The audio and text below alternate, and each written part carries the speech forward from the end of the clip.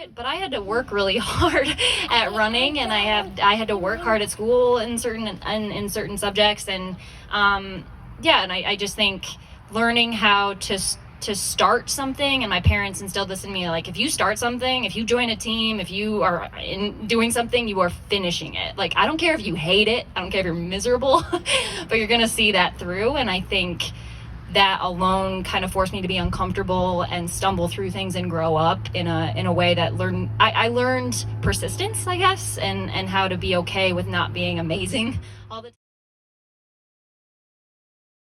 And that served me well all through my college career, and even especially as a pro, because I've had a lot of, hardship as a pro. And I think just the things I learned as a kid was like, you just got to keep going, keep trying and get better.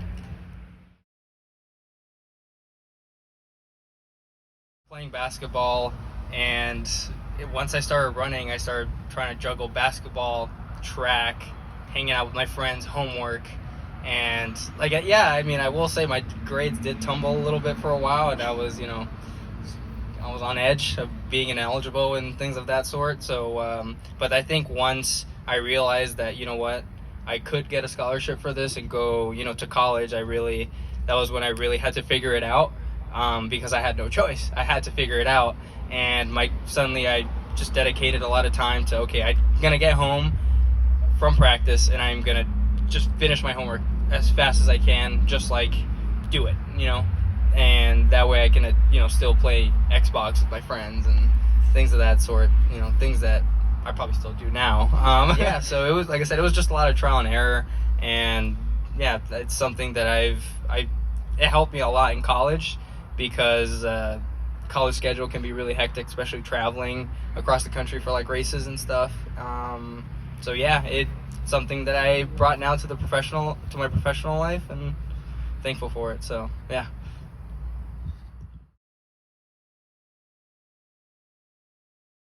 I mean, it's important to put yourself in positions, I think, where you're a little fish in a big pond, because you're forced to be really uncomfortable and look around and realize, as much as you think you're amazing at certain things, there's probably always going to be somebody who does it a little bit better. I was a Division II athlete in Michigan, and I won a couple of 4 state titles, and I thought, I'm pretty good. I was running 20 miles a week. I got to Michigan State. I was like, oh my God, I'm not good. These people were just, my first year at Michigan State, they won a Big Ten title in cross country. And I remember watching them and thinking, like, I have no idea how I'm going to get to that level, because I was just sucking wind trying to keep up in workouts. And I remember we were at the meet watching them win, and I went up to my coach, Walt Drenth, at the time, and I didn't believe it at the time, but I was glad he did. And then basically from then on, I trusted him, and I learned to ask for help. And I think that is the biggest thing that kind of switched for me. I was afraid to be vulnerable with mentors and other women on the team and my coach, and at some point I had to realize, like, I don't know what I'm doing. And so I would go into his office, and he would encourage all of us to go up and sit down and just have basically a mentor. And I would sit there and be like, I don't know how to do any of these things. I don't know how to balance these classes. I don't, and I would just be honest about how I was sucking at certain things, and get that feedback, that hard criticism sometimes, and respond to it in a way, and just grow. And so, I think just being able to be humbled by the people around you and stumble through the hard stuff and realize it's the growth mindset. So yes, the growth mindset. There's this book called Mindset, and my coach would push it on all of us. And I remember reading that and thinking, like, the difference between a fixed mindset and a growth mindset. My fixed mindset, I had decided what kind of a runner I was, what kind of a student I was, what kind of person I was. And when you have a growth mindset, you realize you can get better at literally anything if you ask for help and try. And I did. So yeah, that's how I learned.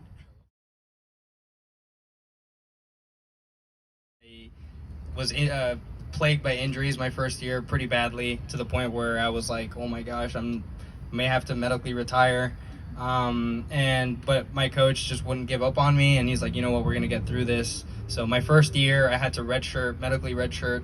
I was out for 10 months with a really bad IT band, and it was really confusing to me because I never suffered any injuries in high school, and it was really frustrating. But once we got over that, we started seeing a bunch of different people, not just in Tucson, but, and we reached out to Phoenix, and finally we found Dr. John Ball. And he fixed me within a couple visits. But yeah, it was really frustrating, I guess, because I was the hometown kid. I basically had my mind set that I was going to run at the University of Arizona, even when I was taking different visits. And after 2 visits, I said, you know what, I don't need to see anymore because you're not going to steer me. So yeah, I committed to University of Arizona, battled injuries for the first year, but you know what, it was, like I said, I was the small fish in a big pond now, and it was quite frustrating seeing my competitors. I raced against even people like Donovan Brazier from Michigan, Grant from Michigan. We used to throw blows back in high school, and they found success right away. And meanwhile, I was not sure if I was gonna, continue running.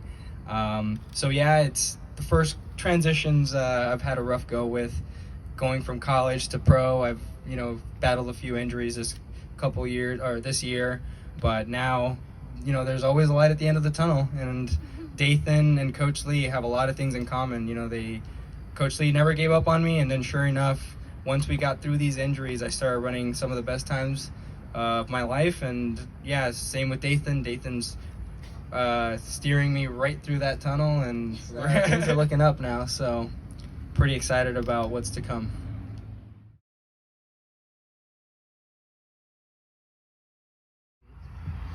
For recruiting purposes, you should contact the coaches because they're not all going to contact you.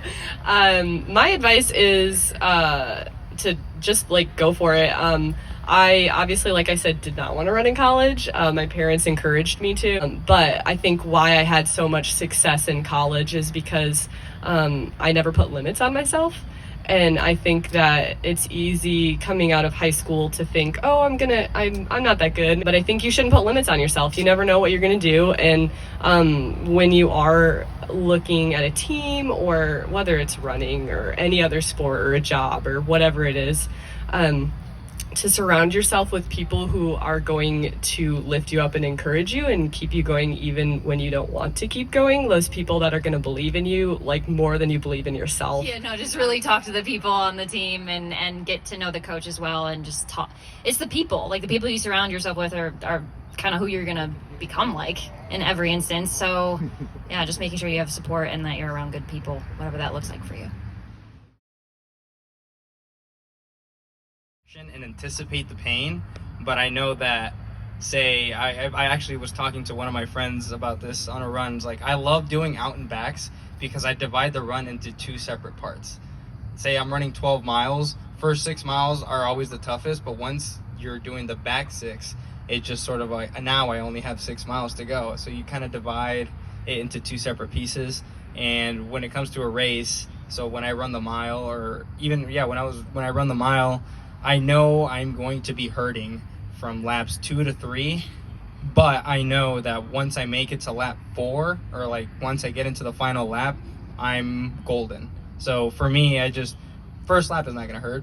Second lap, it's going to start hurting. And then the third lap, you just got to survive, just survive. And then once I get to the 4th, you're got 1 lap to go, training session to multiple pieces, and I guess sort of invite the pain in, and yeah, just kind of just deal with it. Yeah.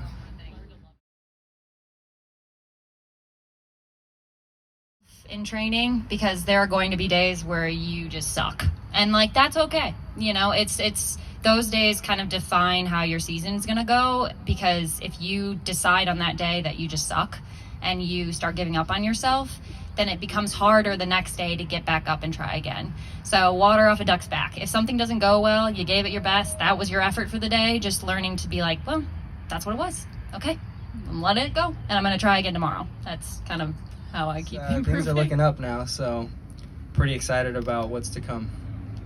And when you have a growth mindset, you realize you can get better at literally anything if you ask for help and try. My advice is to just go for it. I obviously, like I said, did not want to run in college, but I think why I had so much success in college is because I never put limits on myself. But I think you shouldn't put limits on yourself. You never know what you're going to do. And when you are looking at a team, or whether it's running or any other sport or a job or whatever it is, to surround yourself with people who are going to lift you up and encourage you and keep you going even when you don't want to keep going. Those people that are going to believe in you like more than you believe in yourself.